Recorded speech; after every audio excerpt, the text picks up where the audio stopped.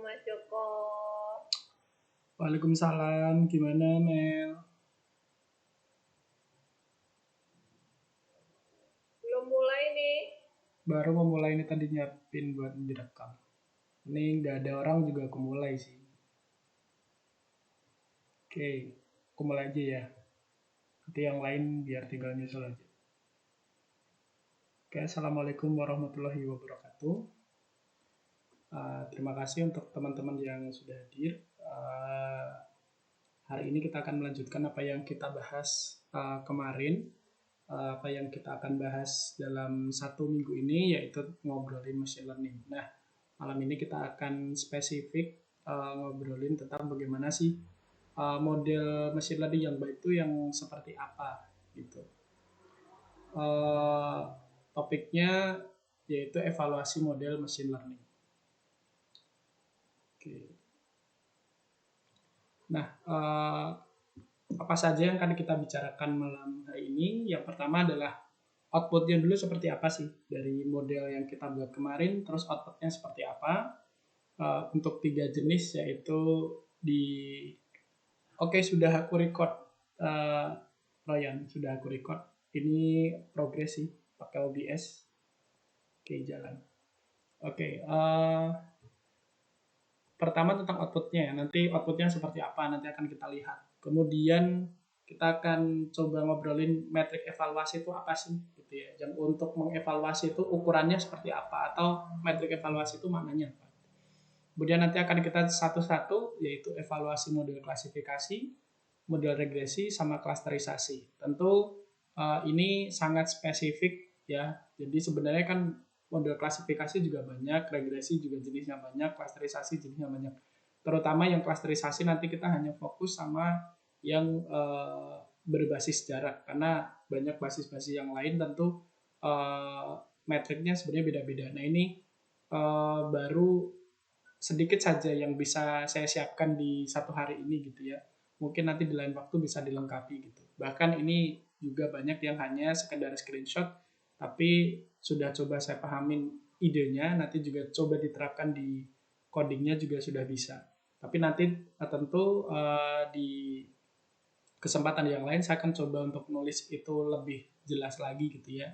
Lebih dalam lagi, ini nanti hanya sekilas-sekilas saja gitu. Oke, yang pertama output machine learning. Nah, ini adalah 3 case ya. Yang pertama klasifikasi. Jadi nanti kita punya, kalau klasifikasi itu kan kemarin bentuknya discrete berupa kelas ya. Misalnya ini adalah biner. 1,0 gitu. Nah ini adalah y-testnya atau nilai aslinya. Kemudian nanti dari model itu kita dapatkan nilai prediksinya yang seperti ini. Kebetulan dalam case ini bagus banget ya, yang beda cuma 1 begitu. Dalam case contoh ini begitu. Nah ini untuk model klasifikasi. Begitu. Kan kita bisa lihat mana yang match dan mana yang enggak. Terus nanti gimana cara ngukurnya kan seperti itu. Nah kemudian bagaimana kalau regresi? Nah regresi itu kan sebenarnya data target kita berupa data kontinu. Misal kita mau prediknya itu 98, ternyata nilai prediksi kita 88, kan tidak terlampau jauh seperti itu. Nah, tapi ternyata ketika ini aslinya 248, ini prediksinya 207 dan seterusnya. Nah, bagaimana nanti kita akan memaknai atau melihat atau mengatakan bahwa ini cukup baik atau tidak cukup baik seperti itu. Nah, kemudian yang terakhir, kalau ini tuh ada tujuannya, yaitu y-test gitu ya, sebagai label target. Nah, kalau cluster dia paling beda gitu ya, karena ini kan supervised learning, ini unsupervised learning begitu. Nah, nanti ini pokoknya dari data ini terus ini saya sebut data yang pertama ini dia cluster 1, data yang kedua cluster 1 dan seterusnya. Nah, seberapa tepat sih hasil cluster ini? Bukan seberapa tepat ya, atau seberapa bagus lebih tepatnya. Seberapa bagus pengelompokan ini begitu. Nanti kita akan lihat bagaimana sih cara melihatnya begitu. Oke, kita langsung nah ini visualisasinya ya. Kalau klasifikasi nanti kurang lebih seperti ini, regresi, kemudian ini klasterisasi begitu. Nah, kita langsung masuk apa sih itu metrik evaluasi? Metrik evaluasi itu ya Metrik itu kan ukuran ya, jadi cara untuk mengukur kinerja model machine learning yang kita buat. Gitu. Jadi adalah cara untuk melihat apakah model kita cukup baik atau belum. Gitu. Nah, kemudian sangat banyak gitu ya. Kalau teman-teman nanti mau buka di scikit-learn itu juga sudah paling lengkap sih di sana ya. Di scikit-learn itu nanti dia yang paling lengkap, nanti bisa ke situ saja. Tapi di sini saya akan bahas beberapa yang paling sering gitu ya, yang paling sering digunakan gitu. Di klasifikasi nanti ada akurasi, ada presisi, recall, advanced score, sama MCC gitu ya. Ini mungkin jarang kita dengar, tapi sebenarnya ini yang paling salah satu, ini lebih powerful daripada advanced score. Nanti coba akan kita lihat. Kemudian di regresi itu ada R square, ada mean absolute error, ada mean square error, sama ada root mean square error. Kemudian nanti di clustering itu saya hanya fokus di dua, yaitu untuk berbasis jarak ya, itu hanya silhouette score sama Davis Built-in Index score gitu. Hanya 3 saja gitu. Nah, kita masuk satu-satu. Yang pertama, evaluasi model klasifikasi. Nah, kalau kita mau melakukan klasifikasi, nanti pada akhirnya ya, untuk melihat gitu ya, nanti kita akan membuat sebuah tampilan dalam bentuk matrik yang disebut matrik konfusi. Gitu. Nah, apa sih matrik konfusi? Itu tampilannya seperti ini. Jadi misal, ini untuk yang biner ya, yang paling sederhana. Jadi misal ini adalah nilai aslinya atau nilai actualnya, yaitu kelas 0 dan kelas 1, di mana yang positif itu adalah yang kelas 1, kemudian yang 0 itu kelas negatif begitu. Nah, kemudian yang di bagian kolomnya ini dia adalah nilai prediksinya. Nah, nanti di sini hasil-hasil di sini nanti ada istilah-istilahnya. Nah, misal ini untuk positif, jadi bacanya begini. Ini kelas negatif ya, atau kelas 0, diprediksi sebagai kelas 0 negatif. Berarti prediksi ini bernilai benar dengan nilainya negatif. Kan gitu. Karena di kolom ini dia nilainya negatif. Nah, karena 0 diprediksi 0, maka dia benar. Nah, ini dipakailah true negatif. Disebutnya true negatif atau TN. Nah, kemudian di sini aslinya itu adalah kelas 0 negatif. Nah, tapi diprediksi positif. Berarti nilai kebenarannya apa? Salah dong, false. Tapi nilainya positif gitu. Jadi false nilai prediksinya positif, kalau ini true nilai prediksinya negatif. Nah, begitu juga yang ini. Positif diprediksi negatif. Oh, berarti dia false, nilainya negatif, nilai prediksinya negatif. Nah, di sini positif diprediksi sebagai positif, dia true dan nilainya positif. Nah, matrik ini untuk menunjukkan deskripsi dari masalah klasifikasi hasil prediksi kita tadi, seperti yang saya jelaskan satu persatu tadi. Nah, mungkin nanti akan lebih jelas kalau kita langsung ke ilustrasi. Gitu. Nah, misal ini, dan tambahan informasi juga, ini tadi tampilannya sudah saya urutkan sama persis di scikit-learn. Karena tadi saya nemukan salah satu video referensinya itu urutannya ini berbeda ya dari yang di scikit-learn. Nah, ini saya samakan biar nanti hasil di scikit-learn itu sama persis di sini. Nanti bisa lebih mudah untuk dipelajari seperti itu. Nah, contohnya ini nih. Kalau kita punya kasus untuk memprediksi kehamilan gitu. Nah, di sebelah sini ini ada laki-laki. Dia diprediksi tidak hamil. Benar kan? Dia benar ya, namanya laki-laki kan nggak bisa hamil. Tapi nilainya tetap negatif, yaitu tidak hamil atau non-pregnant gitu ya, not pregnant. Di sini dia true negatif. Nah, kalau yang di sini sebaliknya, dia wanita dikatakan atau didiagnosa hamil begitu. Jadi ini true dan nilainya positif. Jadi kelas positif yang kita maksud di sini adalah kehamilannya gitu ya. Jadi tergantung, kalau nanti penyakit berarti nilai positifnya adalah dia positif sakit. Atau nanti kalau tergantung case-nya seperti itu. Tinggal kelas positifnya itu mana yang mau kita targetkan biasanya.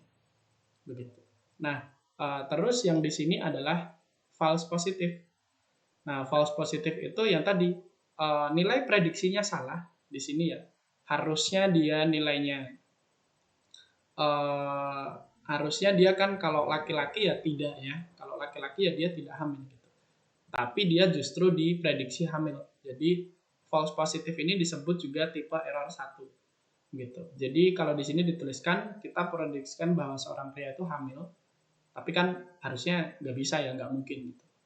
Nah kemudian tipe yang kedua sebaliknya begitu.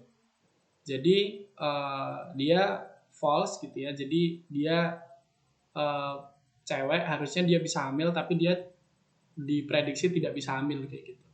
Nah ini false negatif. Nah nanti akan kita lihat mana sih yang lebih berbahaya, itu tergantung case-nya. Kalau di sini ya kalau di sini belum bisa ditentukan sih, belum bisa ditentukan mana yang lebih ini. Tapi kan kalau kita lihat di sini masa cewek tidak bisa hamil kan harusnya bisa ya. Kalau secara umum ya, gitu. Dari ilustrasi ini.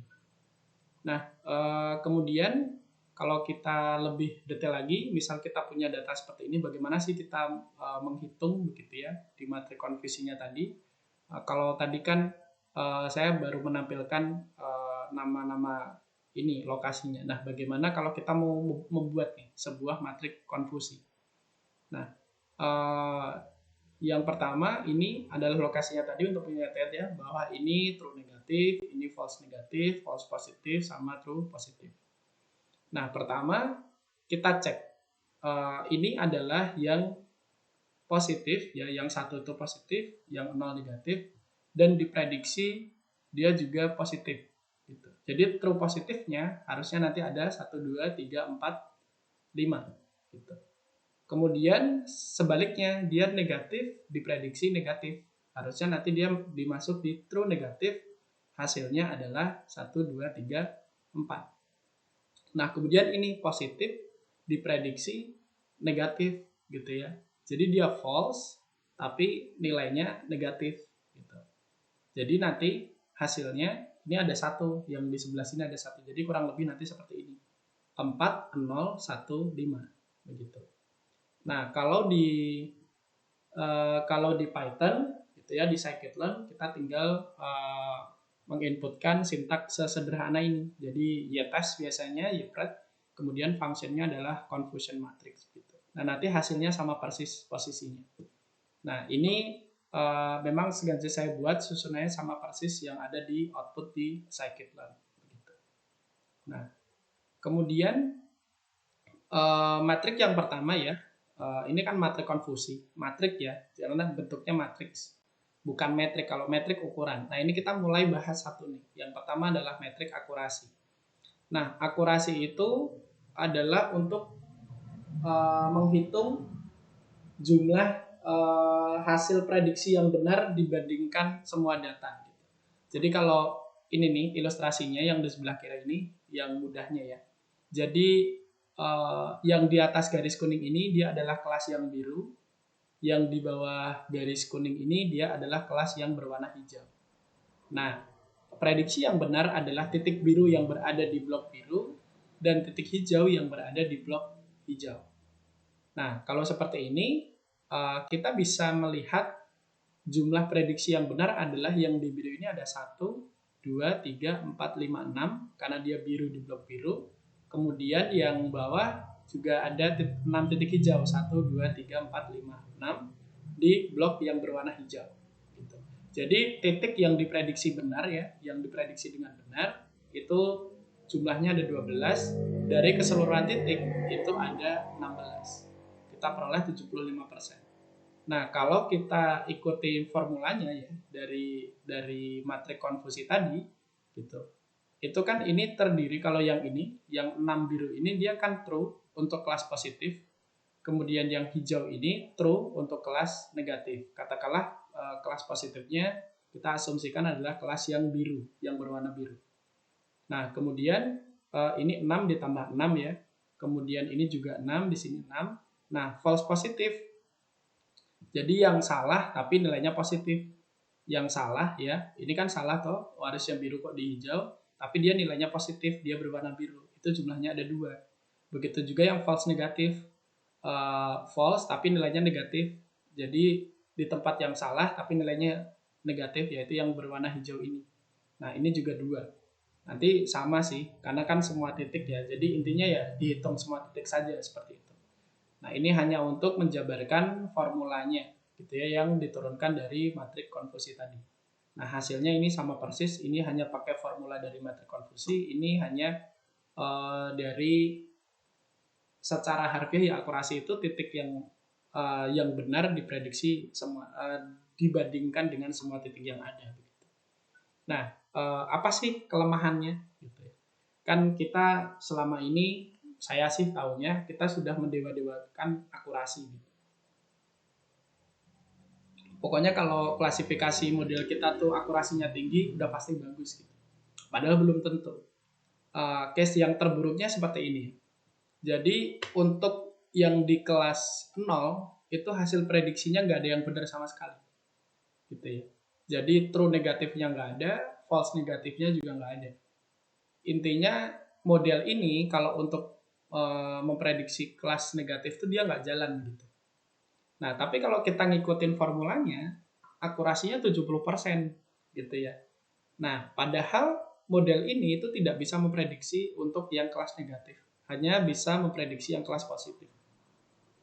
Nah ini bahayanya kalau kita hanya berpatokan sama akurasi. Jadi di beberapa case memang hanya matrik-matrik tertentu yang jadi target utama begitu. Nah ini salah satu kenapa akurasi kadang menjadi tidak terlalu penting begitu. Nah kemudian kita lanjut. Tadi kan kita ngebahas false positif sama false negatif ya, sama-sama salah. Tapi bagusan yang mana atau lebih berbahaya mana? Salah yang nilainya positif atau salah yang nilainya negatif. Nah, coba kan kita lihat case by case ya, karena ini sangat bergantung sama kasus yang akan kita modelkan. Nah, kita mulai yang pertama tuh sidik jari pegawai BIN. Jadi kita mau bikin model untuk mengklasifikasikan gitu ya, sidik jari pegawai BIN yang masuk ke sebuah kantornya, masuk ke kantornya gitu. Nah, kalau dia model itu nanti akan ngedeteksi bener nggak dia tuh pegawai atau enggak, beneran pegawai BIN atau bukan gitu dari sidik jarinya. Nah, kita akan bikin model itu dari citra sidik jarinya itu. Nah, katakanlah kita peroleh sebuah matrik konfusi seperti ini. Jadi model yang kita buat itu untuk yang bukan pegawai tetapi diprediksi juga bukan pegawai itu ada 10 orang. Gitu. Jadi true negatifnya itu ada 10 orang. Jadi yang memang bukan pegawai dan diprediksi bukan pegawai itu nilainya ada 10 gitu. Dari hasil training model yang kita lakukan gitu. Kemudian yang bukan pegawai tapi diprediksi sebagai pegawai itu ada 3. Dia false tapi nilainya positif. Ingat ya, bukan pegawai BIN tapi dianggap sebagai pegawai BIN gitu. Nah selanjutnya adalah pegawai BIN yang dianggap bukan pegawai BIN. Ini ada 17. Jadi harusnya dia tuh bisa masuk, tapi karena dideteksi tidak bukan pegawai BIN dia nggak bisa masuk begitu dari model ini. Kemudian yang terakhir tentu dia pegawai deteksi sebagai pegawai. Tentu itu tujuannya ya. Jadi untuk ngecek bahwa dia beneran pegawai atau enggak gitu. Nah di sini kalau dia pegawai dideteksi sebagai pegawai, it's okay, aman gitu. Nah kemudian kalau dia bukan pegawai juga disebut bukan pegawai atau diprediksi bukan pegawai, itu juga aman. Nah lalu bagaimana dua case yang ini? Lebih bahaya mana gitu ya? Nah yang pertama kalau pegawai diprediksi atau dikenali sebagai bukan pegawai nggak masalah gitu ya, mungkin dia nggak bisa masuk tetapi kan dia pegawai situ gitu ya, jadi nggak masalah. Nah berbeda dengan yang ini bukan pegawai BIN tapi boleh masuk, bisa jadi dia ngambil rahasia gitu ya, atau mungkin pengkhianat dan lain-lain. Nah di kasus ini false positif itu jauh lebih berbahaya daripada false negatif gitu. Contoh di kasus ini Nah, kita akan coba lihat di kasus yang lain ya. Kan ini bukan pegawai, tapi dideteksi sebagai pegawai. Karena kelas positifnya adalah dia sebagai seorang pegawai. Nah, di kasus ini, false positif itu lebih berbahaya daripada false negatif. Ya, kita nggak ingin kan orang yang bukan pegawai BIN masuk ke kantor BIN. Nah, kemudian yang kasus kedua, itu yang sering adalah diagnosa penyakit. Gitu ya. Kelas positifnya adalah kelas yang kita inginkan itu menghasilkan model yang bisa mendeteksi bahwa dia menderita penyakit tertentu. Berarti kelas positifnya sakit. Ini bukan maksudnya kalau sakit itu positif ya, tetapi memang tujuan kita adalah membuat model yang bisa mendeteksi bahwa dia itu sakit gitu ya. Atau dia menderita penyakit tertentu. Berarti kelas positifnya adalah sakit begitu. Nah, di sini diperoleh dari contohnya ya. Jadi ada orang gitu yang dia tidak sakit dan dideteksi atau didiagnosa tidak menderita penyakit tertentu, atau dalam kasus ini penyakit apalah begitu ya yang dites. Nah, itu ada 8.000 orang. Kemudian orang yang sakit tetapi justru diprediksi tidak sakit gitu ya. Itu ada 200 orang. Nah, kemudian ada orang yang tidak sakit tetapi malah diprediksi sakit. Ada 800. Dan yang terakhir, ada orang yang menderita penyakit tertentu sesuai dengan case-nya ini dan diprediksi benar dia sakit gitu ya, atau dites dia hasilnya juga didiagnosa penyakit tersebut, itu ada 1.000 orang gitu. Nah, bagaimana case ini? False mana sih yang lebih berbahaya ya? Kalau untuk yang true positif dan true negatif aman ya, sakit dia dites beneran gitu ya, mungkin COVID misal, nah itu dia dideteksi sebagai penderita COVID, oke. Atau yang tidak terinfeksi juga disebut tidak terinfeksi gitu ya hasil prediksinya, itu juga oke. Bagaimana kalau yang ini, orang tidak sakit tapi diprediksi sakit begitu ya, penyakit apapun itu, entah kanker, entah mungkin penyakit penular lainnya kayak COVID gitu. Jadi kalau dia tidak sakit tapi didiagnosa penyakit tertentu, nah nanti dia mau nggak mau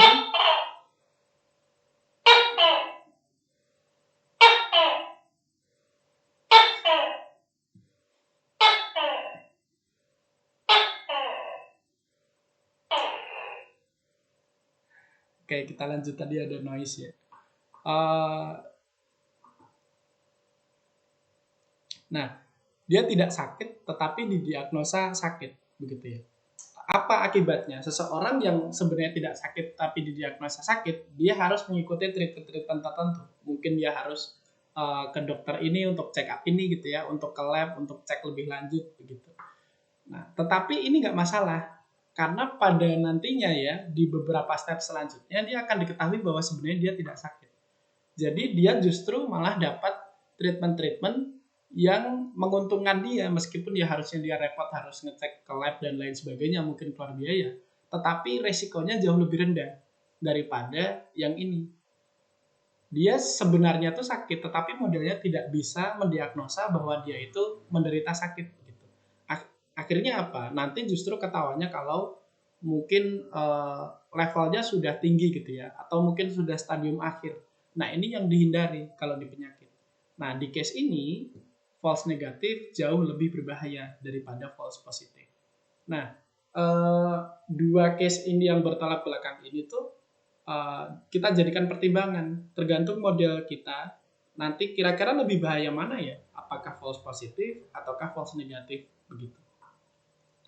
Nah, kemudian kalau kita recap gitu ya di metrik evaluasi ini, nah di kasus pegawai BIN false positif dihindari gitu ya, karena nanti ada pegawai yang bisa masuk gitu ya. Tapi false negatif ditolerir gitu, ya nggak masalah gitu, kalau pegawai nggak bisa masuk nggak masalah. Jadi intinya tidak boleh ada yang masuk ke dalam kantor BIN selain pegawai BIN. Nah, model ini disebut sebagai model dengan presisi yang tinggi begitu. Nah, bagaimana dengan kasus yang kedua, yaitu diagnosa penyakit. Nah, di sini false positif itu ditolerir. Jadi ada orang yang tidak sakit tapi diprediksi sakit, itu jauh lebih baik karena nanti dia malah dapat treatment dan pada akhirnya nanti diketahui bahwa dia sebenarnya tidak sakit. Daripada yang dia sebenarnya sudah sakit tapi tidak dapat treatment, nanti ketahuannya sudah stadium akhir. Nah, jadi kita tugasnya adalah model ini untuk mencari semua orang yang sakit. Kalaupun ada yang tidak sakit namun terdeteksi sakit, itu masih bisa ditolerir. Nah, model yang seperti ini disebut dengan model yang recall atau sensitivitasnya tinggi. Nah, mari kita bahas dua metrik selanjutnya di klasifikasi ini. Yang pertama adalah metrik presisi. Apa sih metrik presisi? Intinya, dari data yang diprediksi positif, berapa sih yang benar? Kayak gitu ya.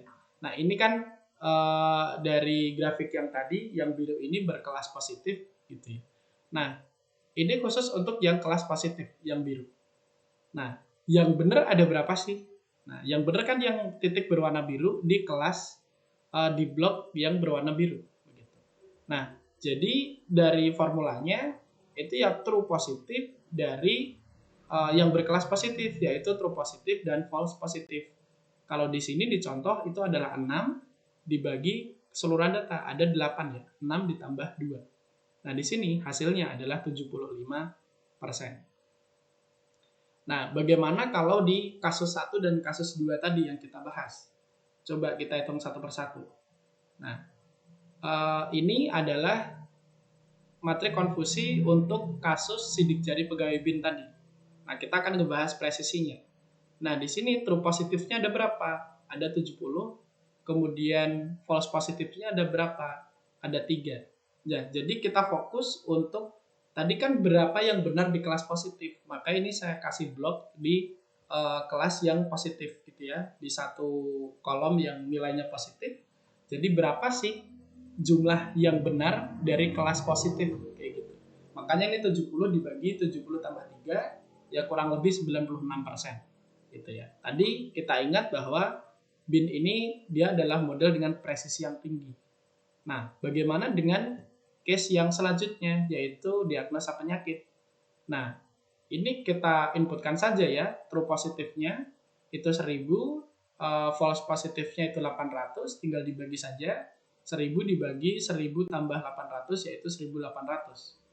1000 dibagi 1800 yaitu kurang lebih di 55%, mendekati 55%. Nah, ini adalah presisi dari kasus 2. Nah, selanjutnya, sorry ini masih typo ya, ini harusnya metrik recall ya atau sensitivitas gitu. Nah, kalau tadi dari data yang berlabel positif tuh berapa yang diprediksi benar sih? Dari data yang berlabel positif gitu, berapa yang diprediksi benar? Nah, kalau sekarang ini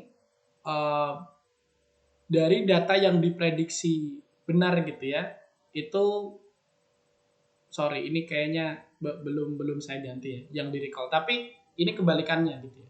Jadi bedanya kalau di sini dia true positif gitu ya, yang true dan dia kelasnya positif dibanding dibagi pembaginya adalah true positif dan false negatif. Jadi berapa sih nilai positif dari semua nilai yang ada kayak gitu. Jadi ini true di positif, ini false yang di negatif. Jadi dari seluruh nilai yang di kelas positif itu ada berapa gitu. Kalau di sini kan dari formulanya itu 6 dibagi 6 plus 2 ketemunya 80%. Nah, coba kan kita lihat di sini.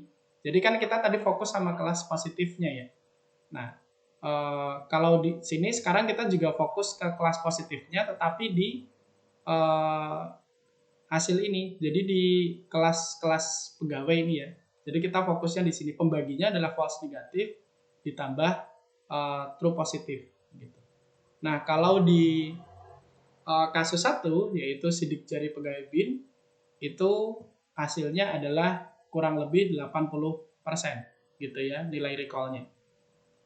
Nah, sedangkan yang di kasus 2 kalau kita hitung itu ketemunya kurang lebih 84%, yaitu true positif dibagi true positif ditambah false negatif. Kalau yang tadi yang presisi itu di sini false positif. Kalau yang recall ini false negatif. Sorry, ini belum saya ganti ya.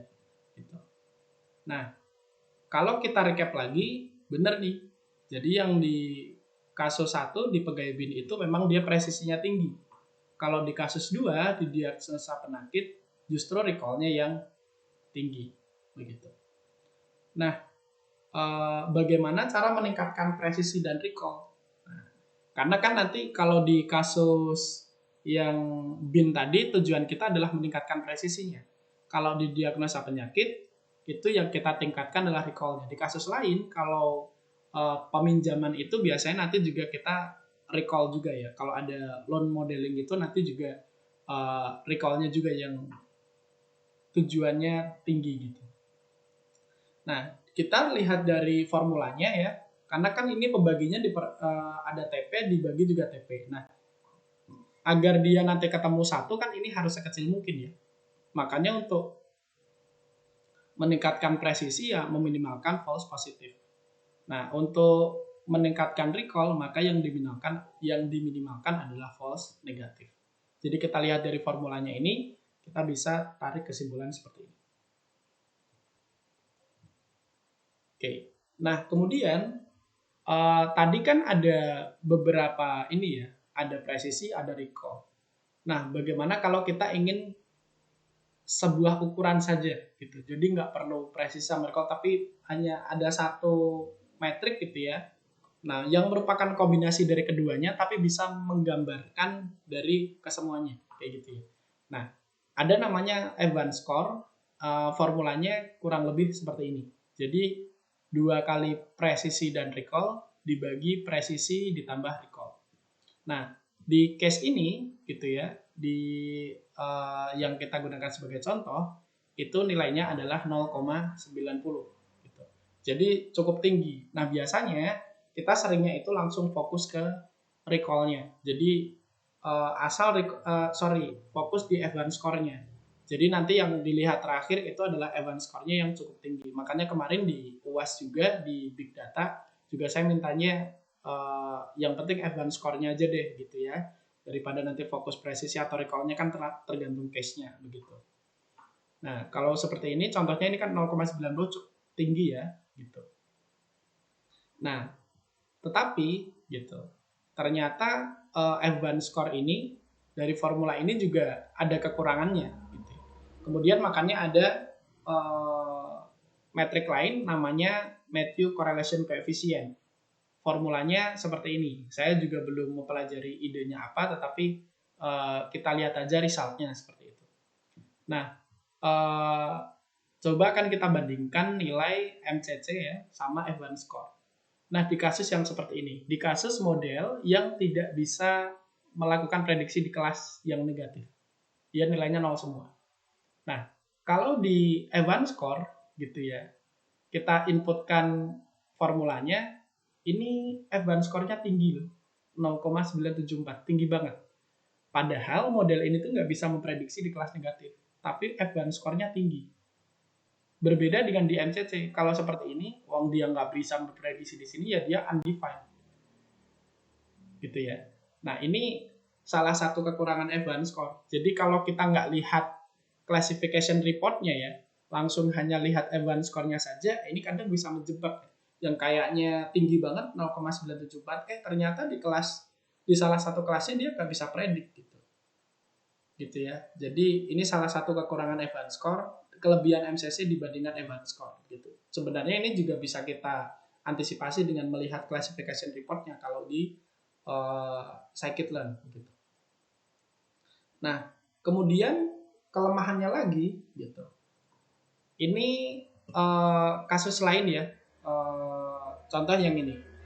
Ini kombinasi angkanya adalah true negatifnya 1, false negatifnya 5, false positifnya 5, true positifnya 90. Kalau kita hitung Evans score-nya itu 0,952. Dengan posisi angka-angkanya seperti ini. Kemudian MCC score-nya itu 0,135. Kalau posisi angka ini kita balik gitu ya. Kita balik posisi angkanya begitu.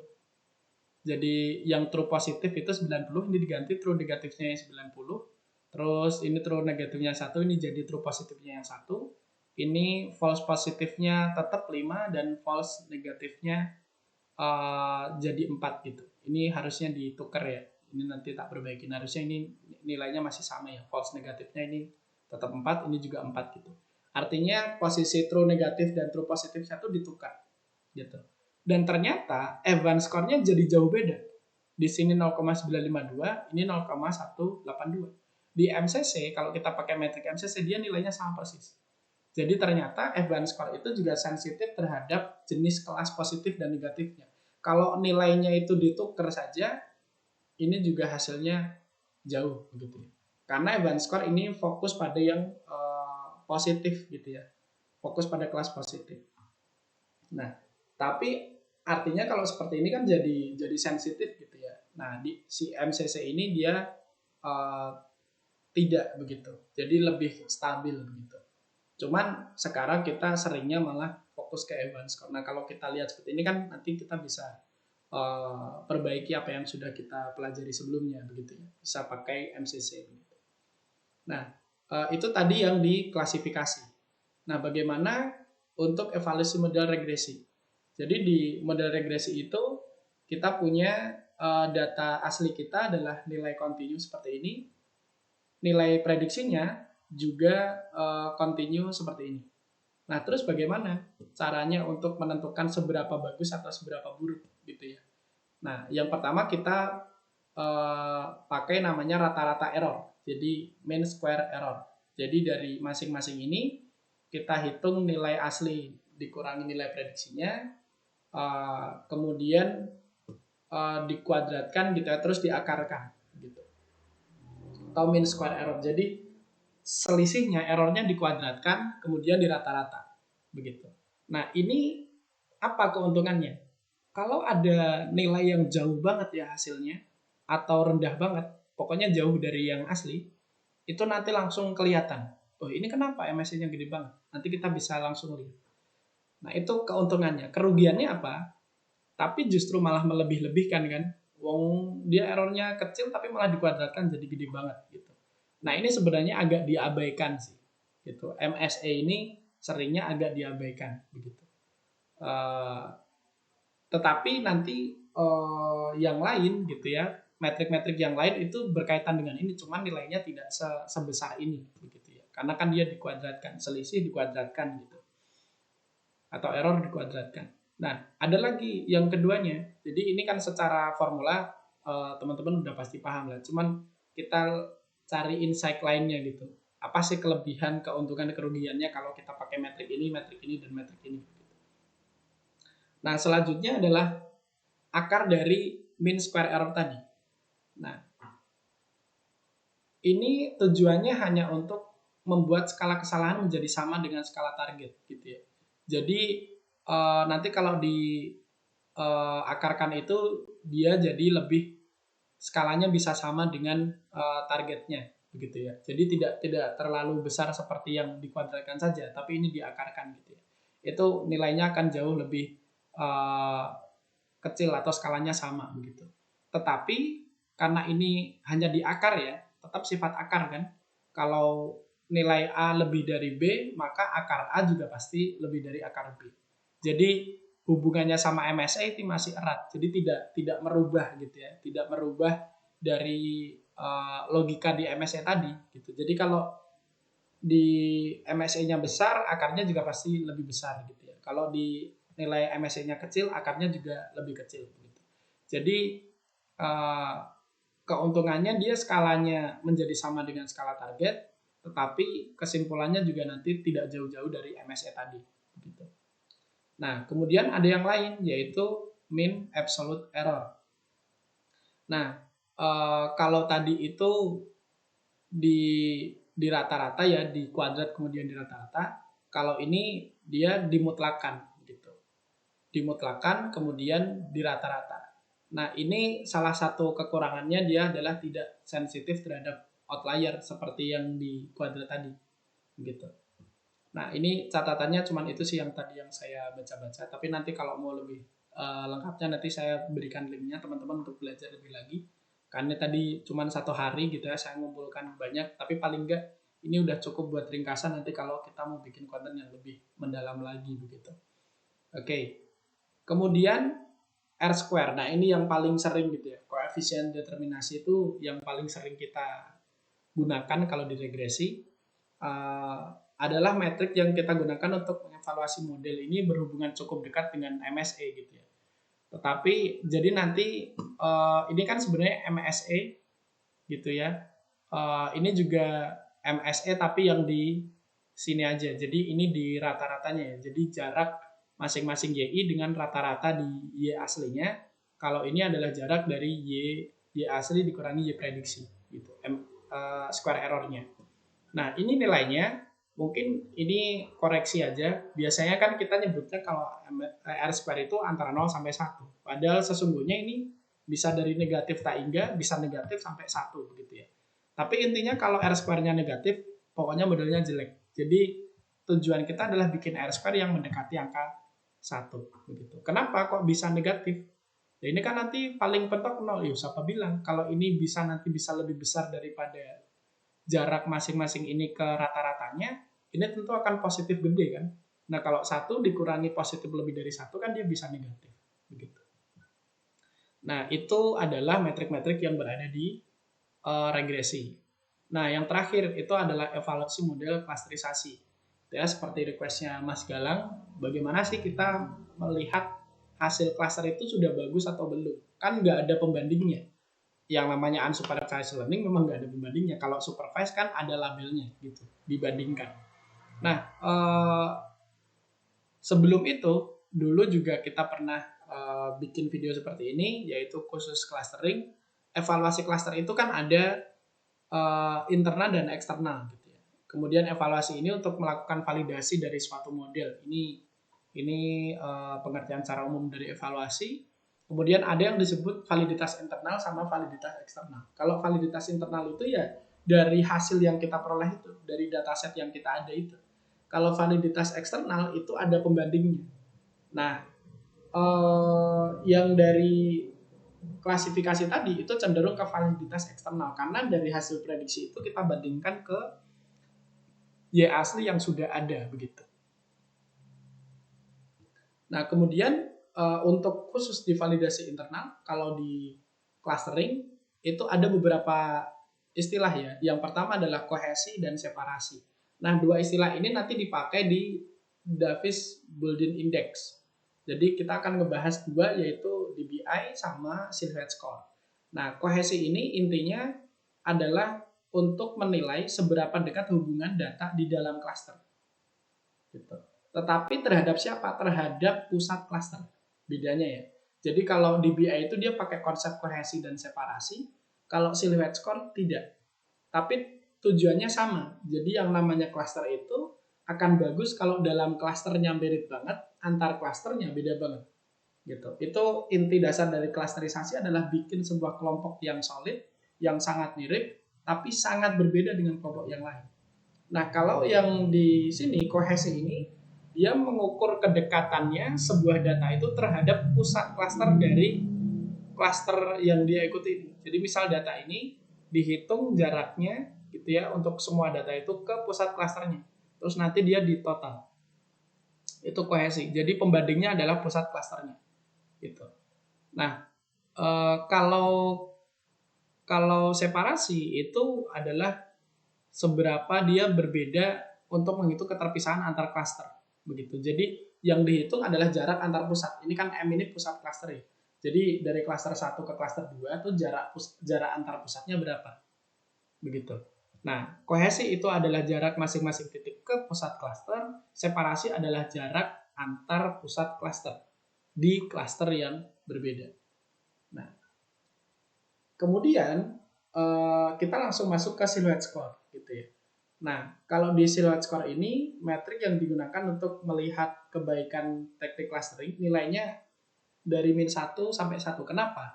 Tapi sebelum menjawab kenapa, 1 itu berarti terpisah dengan bagus, 0 itu jarak antar klasternya tuh nggak signifikan, mungkin tidak terpisah secara jelas. Kemudian -1 itu memang benar-benar salah. Wong harusnya masuk klaster A kok malah masuk klaster B. Nah, gimana sih dia ngitungnya? Kalau kohesi dan separasi tadi kan kedekatannya kan antara titik klaster ke pusatnya. Nah, kalau ini itu nanti pembandingnya dalam satu klaster itu bukan dari titik ke pusat klaster, tetapi antar titik begitu. Logikanya kalau dalam satu klaster itu jarak antar titik di dalam klaster itu pasti dekat kan gitu. Pasti kecil. Kemudian jarak masing-masing titik ke titik yang berbeda klaster. Jadi kalau tadi kan separasi itu antar pusat klaster, kalau di sini B ini jadi ada B sama A, di mana A itu adalah jarak antar titik di sebuah klaster, kemudian B itu jarak antar titik di klaster yang berbeda. Jadi ini yang dihitung lebih banyak begitu.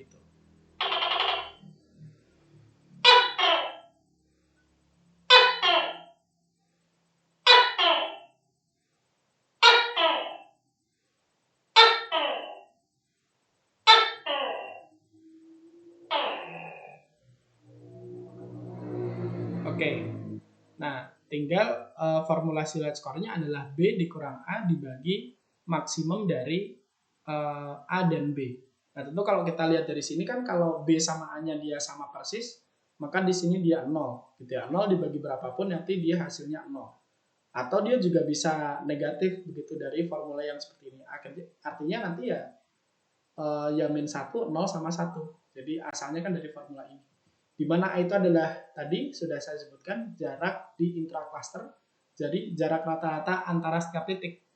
Jadi antar titik itu nanti rata-ratanya si A ini. Kemudian kalau ini jarak antar titik di klaster yang berbeda, di rata-rata itu nilai si B itu. Begitu.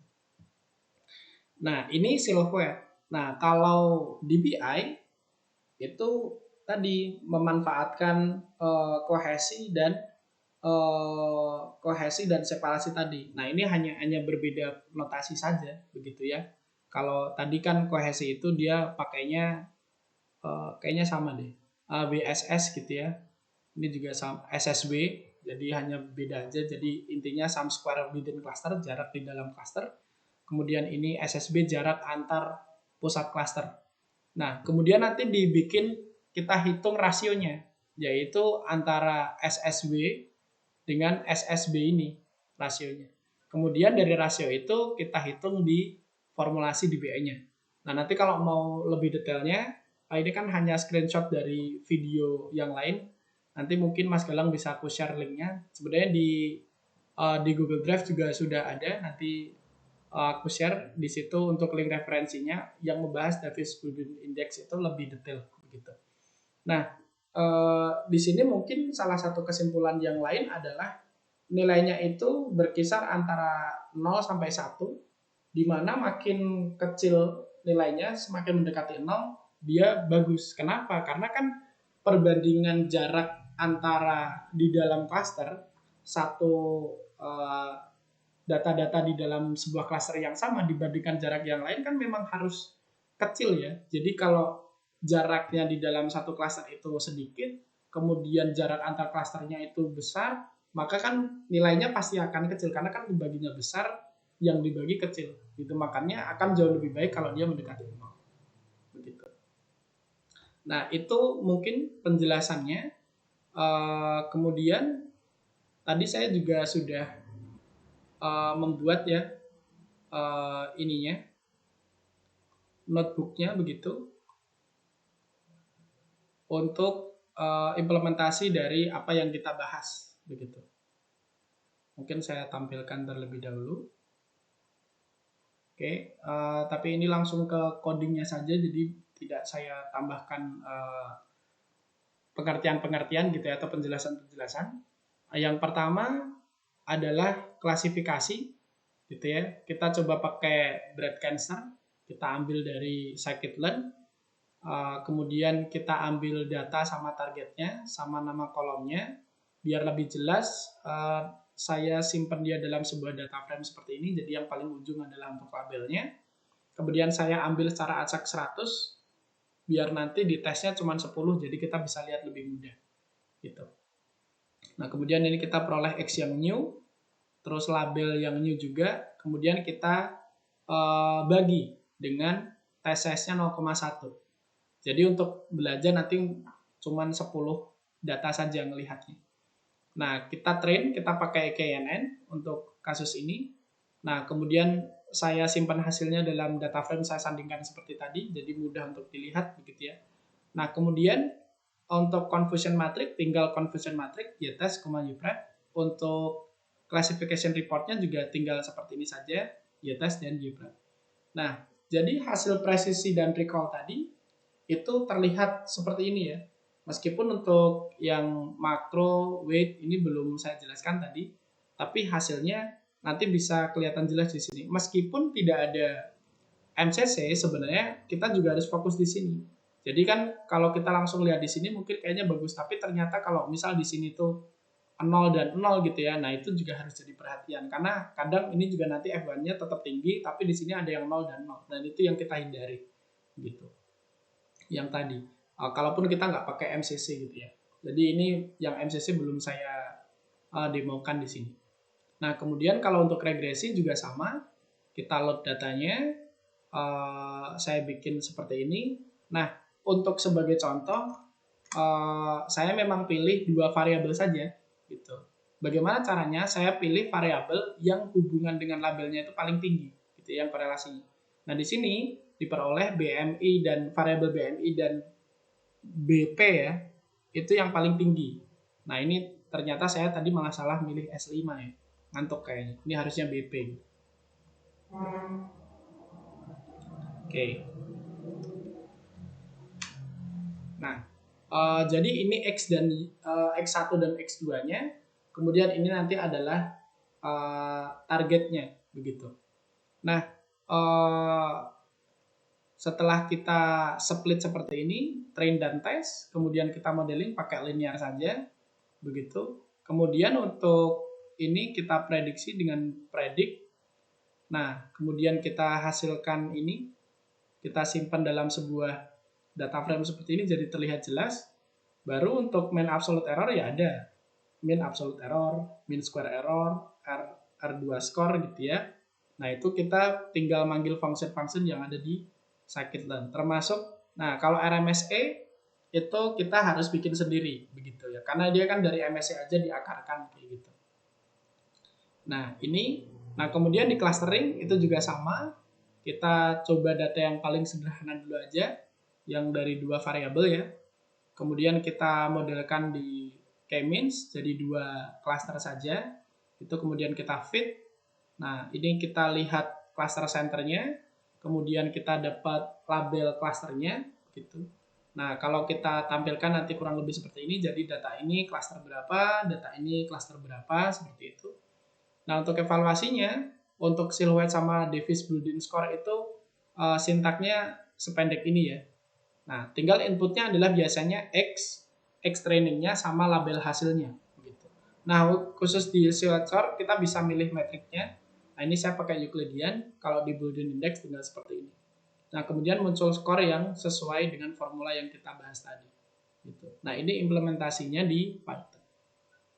Nah, mungkin itu yang bisa saya sampaikan malam hari ini. Mungkin cukup singkat dan bisa dieksplor lagi, tetapi dalam waktu 1 hari ini saya memang coba yang paling sering dipakai aja gitu ya. Terutama yang clustering ini tadi saya juga belajarnya agak lama begitu. Semoga nanti membantu mungkin teman-teman yang juga sedang mungkin punya penelitian atau tugas begitu ya berkaitan dengan regresi, klasifikasi dan clustering. Ya mungkin untuk sesi sharingnya saya akhiri dulu. Nanti kalau ada teman-teman bertanya nanti kita bisa diskusi gitu ya. Untuk menutup video ini saya akhiri. Wassalamualaikum warahmatullahi wabarakatuh.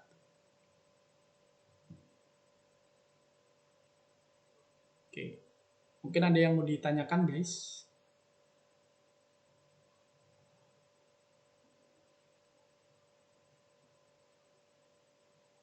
Oke, kalau tidak mungkin saya akhiri aja pertemuan malam hari ini. Apa Ndra? Ada toke lagi.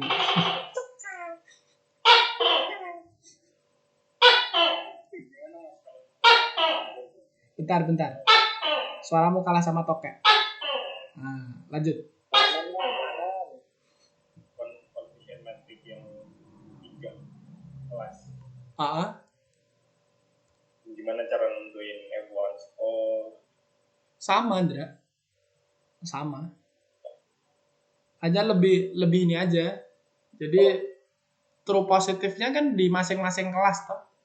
Yang harusnya di kelas 1 tapi kelas 3, yang harusnya kelas 2 tapi kelas 1. Jadi kemungkinan salahnya lebih banyak aja gitu. Makanya tadi nggak tak bahas yang multi label tuh, yang lebih dari 2 nggak tak bahas gitu. Oke, just for information, ini tadi aku udah upload ya. Oh sorry, mana nih? Seminggu ngobrolin machine learning. Nah, ini udah aku bikin drive-nya. Nanti teman-teman bisa ngecek materi-materi ini, PPT-nya juga udah aku share di situ. Nanti juga aku tambah. Mungkin ini aku tadi edit dulu ya. Aku edit dulu, tadi masih ada yang salah. Kemudian link referensi ini ada, nanti bisa dicek aja video-video yang aku pelajarin tadi untuk bikin, sama Python notebook-nya. Nanti linknya aku kirim ke grup WA. Ada, tadi kamu nggak jadi ke kampus, Indra? Jadi cuma sebentar. Jam berapa? Jam 8 doang. Oh pagi. Aku jam 9 atau jam berapa tuh?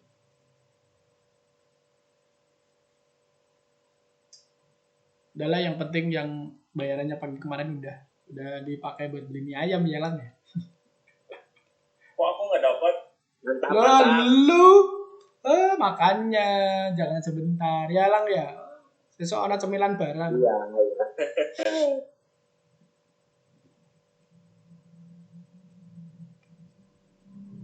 Oh iya, sama tadi diskus sama Mujid juga, dia kan CNN sama GAN. Terus kamu CNN arsiteknya di otak-atik. Terus si Valdi CNN nggak tahu digabungin sama apa. Sama kayak aku kan sebelumnya di otak-atik. Nah nanti tadi cobalah kita bikin paper. Kata siapa? Kata aku. Oh, kirain kata Valdi. Enggak lah. Santai.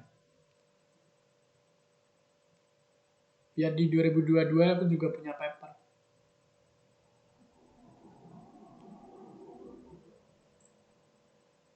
Oke. Ada lagi? Galang sudah cukup jelas, Galang? Belum sih. Tapi ini itu direkod nggak sih, Mas? Direcord. Bahkan ada yang lebih ini lagi sih. Ada nanti link-linknya aku kirim yang lebih ini. Davis beli deck tadi ada yang manual, nanti tak kirim. Nanti mungkin bisa aku tonton lagi. Okay. Ya mungkin gitu dulu ya guys. Thank you. Assalamualaikum. Ya guys, makasih guys. Makasih Mas. You. Tadi salah.